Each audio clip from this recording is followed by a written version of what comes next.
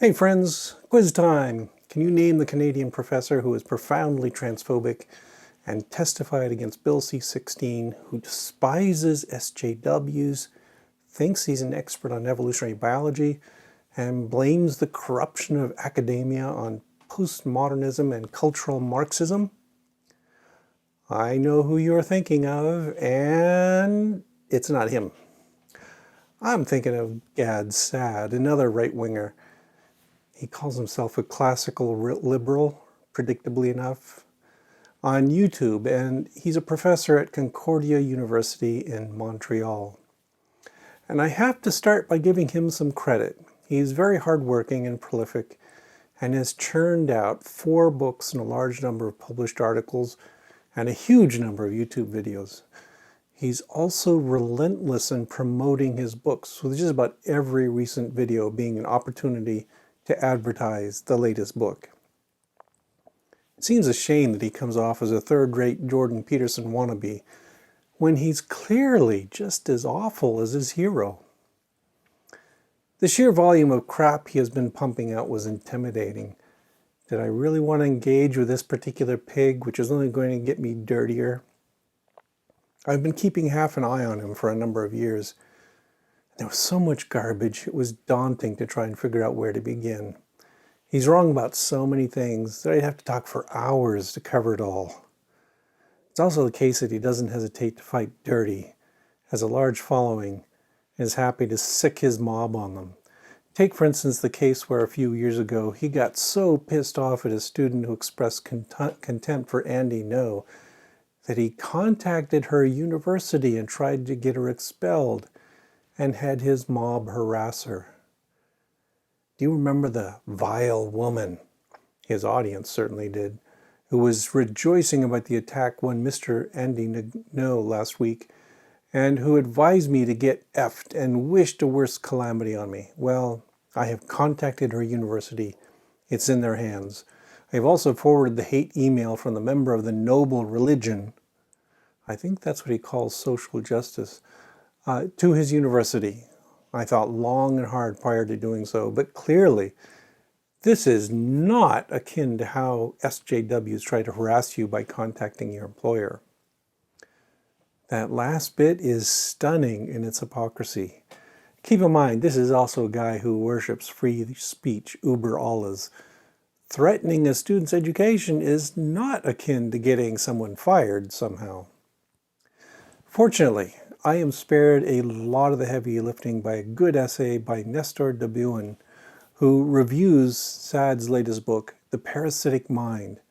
It fits firmly within a rather tedious genre, the anti-SJW rant. The title and the premise of the book are certainly promising in this regard. As the title suggests, it proposes that we treat the ideas it seeks to criticize as pathogens that can infect the mind, and like real pathogens, propagate from one host to another. Now, this is not an entirely original idea. Lindsay and Pluckrose often use the metaphor of postmodernism as a virus in cynical theories, but at least it's one of the less explored ideas. Unfortunately for Saad, this is one of the few strengths of the book. Other than this relatively novel idea, not much in the book is new. I do not believe it would quite be fair to say that if one has to read one anti-SJW monograph, one has read all of them. However, this particular one does not offer anything new, other than the relative novelty of the pathogen metaphor. The rest of the book's themes are essentially just familiar IDW tropes. Postmodernism and feminism are destroying the West, college campuses are ideologically indoctrinating students, SJWs prioritize feelings over facts, and we need to preserve the Western commitments to liberty, free speech, and reason, and science. This, in and of itself, does not have to be an indictment of the book. All of those ideas could be addressed compellingly. The problem is that most of the book does not even meet the standards that Saad sets for himself in the beginning. Not so interesting company that Saad keeps, but I have to say the reviewer is wrong on one count. The particular trope he thinks might be one of the one spark of originality in the book, the idea that bad ideas can be infectious and pathogenic, is not at all original in the slightest.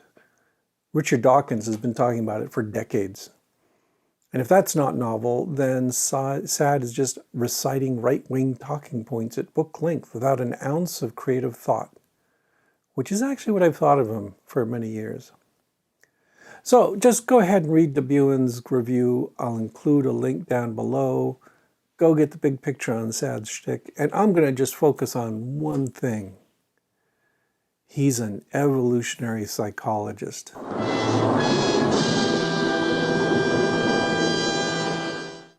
Well, actually, he's a marketing professor at the John Molson School of Business at Concordia University. But I guess calling himself an evolutionary psychologist is better marketing. He does publish real evolutionary psychology articles, also known as junk science, as we can see in Wikipedia's abbreviated list of selected articles. Why are you evolutionary psychologists so focused on reinforcing conventional conservative views on sex?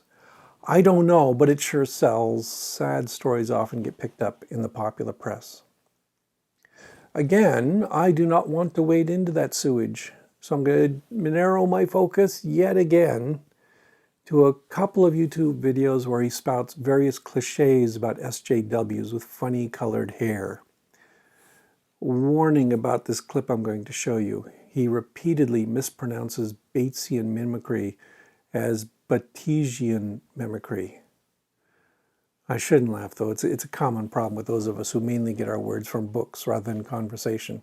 So ignore that. Let us listen to him explain why social justice warriors have colored hair. The argument here is that the reason why these social justice warriors color their hair in these very vivid colors is because they are, in a sense, engaging in aposematic coloring. Now, it's up for debate whether it's Mullerian mimicry or Batesian mimicry. Batesian mimicry, as I said, would be, in the case of social justice warriors, that they are faking that they are truly fierce and dangerous, whereas in reality, to bring in a term that I have reinvigorated into the common lexicon, in reality they are castrated. A term I have reinvigorated into the common lexicon, in reality they are castrated. Wait a minute. As you'll see, he constantly refers to social justice warriors as castrati.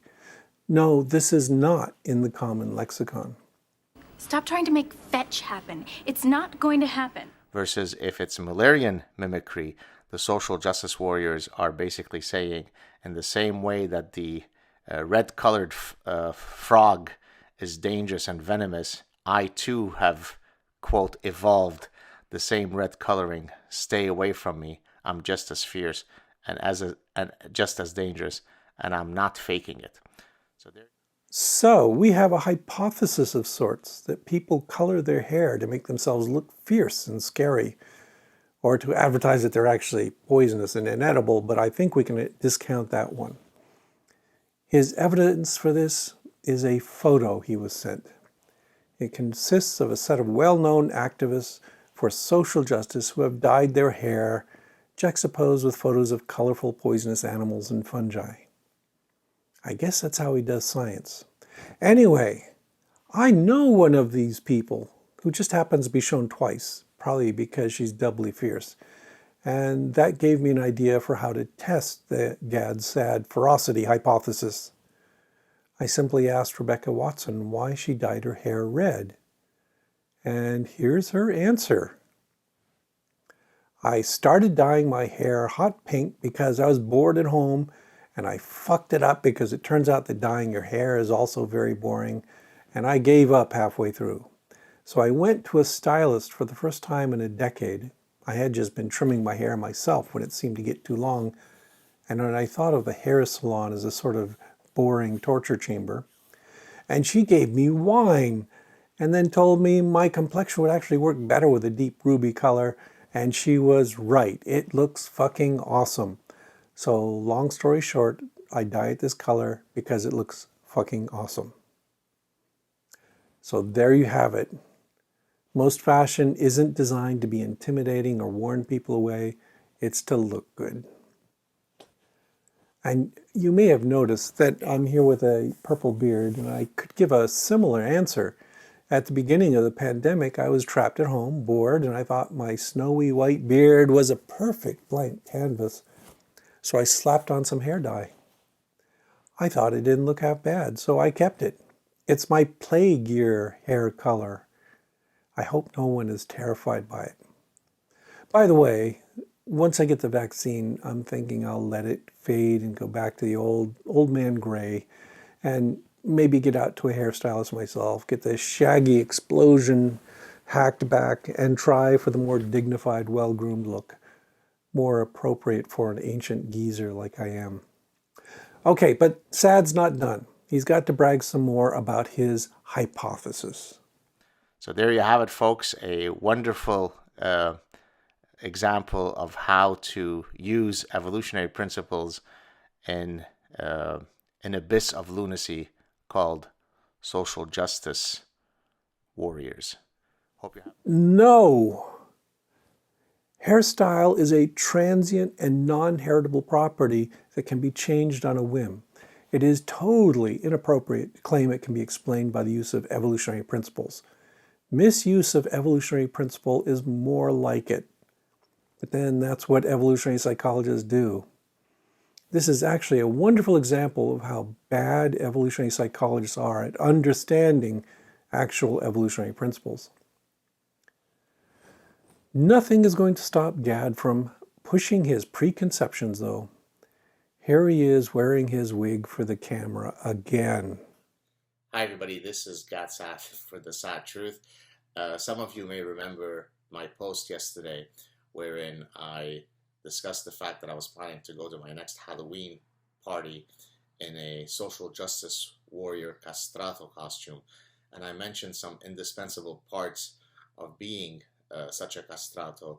That includes, of course, a red wig. It includes a fish mouth. This is a term that I just learned yesterday, so thank you for those who taught me it. It includes having a safety pin. And notice that if you can't see here, I've got a lot of safety pins.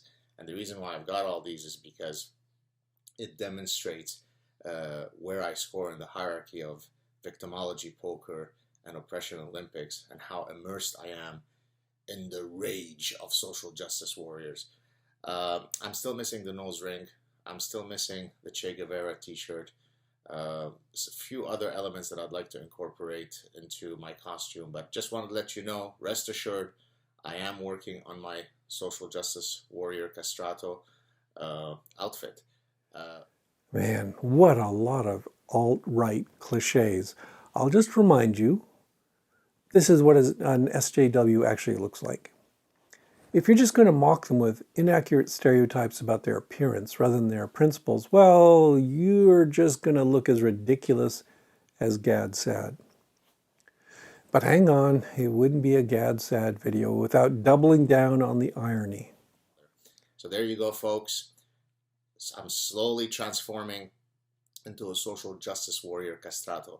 By the way, just to reiterate a point that I recently made on one of the shows, satire and humor and sarcasm are typically forbidden in many of these fascist totalitarian ideologies, precisely because this form of discourse is incredibly powerful in tackling bad ideas. So there you have it, folks. Make fun of the idiots, make fun of the castrati.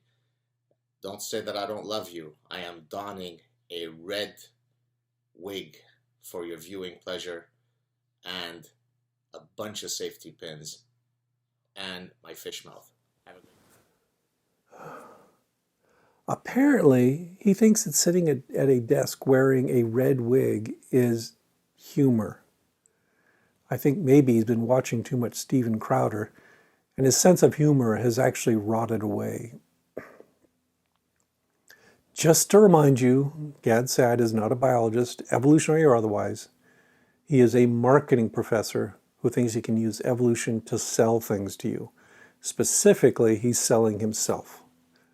I'll leave you with another excerpt from De Buen, who also rips into evolutionary psychology at some length. As we have seen, Saad does an extremely poor job at even defending the theory that is at the heart of much of his arguments in the book. choosing instead to simply give, at best, half-baked ad hominem refutations of what some of his critics have stated, and simply ignoring the criticism at its worst. Yet Saad goes on to present EP as a theory on par with Darwin's theory of evolution.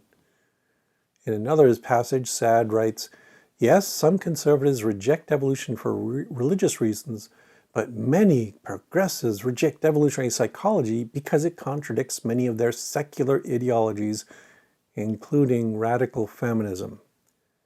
This again is pure intellectual dishonesty. I do not doubt that there are progressives who reject EP for this reason. However, as some of the previously cited literature shows, EP has a long way to go before it is on similar epistemic footing as the theory of evolution, with which it is often at odds. EP is not, as Saad seems to suggest, synonymous with evolutionary theory or implied by it. It is a separate theory based on a very limited set of insights from it. So to present a rejection of EP as equivalent to a rejection of Darwin is misleading at best. Further, even if there are people who reject EP on ideological grounds, to reduce every rejection of EP to ideology is not just misleading, but flat out false. Oh yeah. I'd go further and say that evolutionary psychology has been reduced to little more than a rationale for defending repugnant conservative ideas badly. Okay, with that, I'll leave you. Say hello to my patrons. Remember to click, like, and subscribe. And we will talk to you later this week.